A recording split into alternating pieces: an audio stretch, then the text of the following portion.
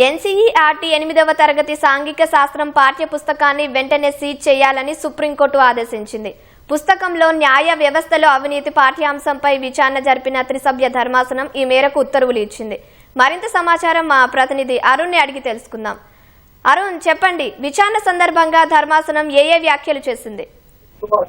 NCERT పుస్తకంలో 8వ తరగతి పుస్తకంలో న్యాయ వ్యవస్థలో అవినీతి అంటూ ప్రచురించినటువంటి పుస్తకాన్ని సుప్రీంకోర్టు నిషేధించింది. ఇందుకు సంబంధించి పూర్తి చర్యలు తీసుకోవాలని చెప్పి సుప్రీంకోర్టు కీలకమైనటువంటి ఆదేశాలు జారీ చేసింది.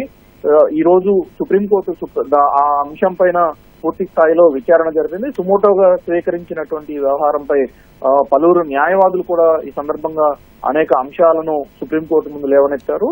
రాజ్యాంగం ప్రసాదించినటువంటి ప్రజాస్వామ్య వ్యవస్థలో 4 స్తంభాల్లో ఒక స్తంభంగా ఉన్నటువంటి న్యాయ వ్యవస్థపై కుట్రపూరితంగా ఈ రోజు ఒక పద్ధతి ప్రకారం దాడి జరుగుతోందని చెప్పని వ్యాఖ్యలు చేయడం జరిగింది. అదే సందర్భంలో సుప్రీంకోర్టు కూడా కేంద్ర ప్రభుత్వం నుంచి సొలిసిటర్ జనరల్ హాజరయ్యి కోర్టు ముందుకు జరిగినటువంటి పరిణామం తమకు కూడా ఆశ్చర్యంగా ఉంది.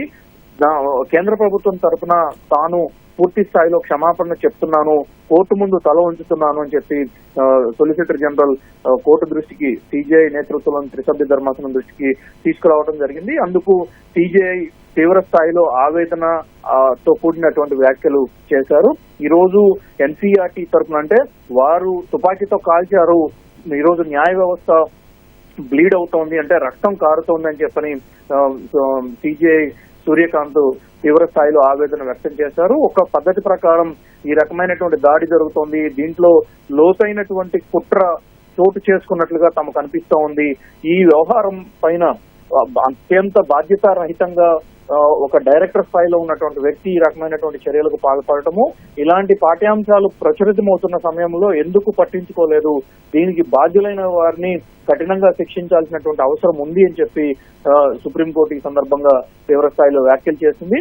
ప్రస్తుతం మార్కెట్ లో పుస్తకం అందుబాటులో ఉందని, ఒక పద్ధతి ప్రకారం న్యాయ వ్యవస్థ పైన పిల్లల మనసుల్లో విషం జొప్పించడానికి, పిల్లల ద్వారా పిల్లలు వారి తల్లిదండ్రులకు పూర్తి స్థాయిలో విషం జొప్పించడానికి ఈ రకమైనటువంటి ప్రయత్నం జరిగింది.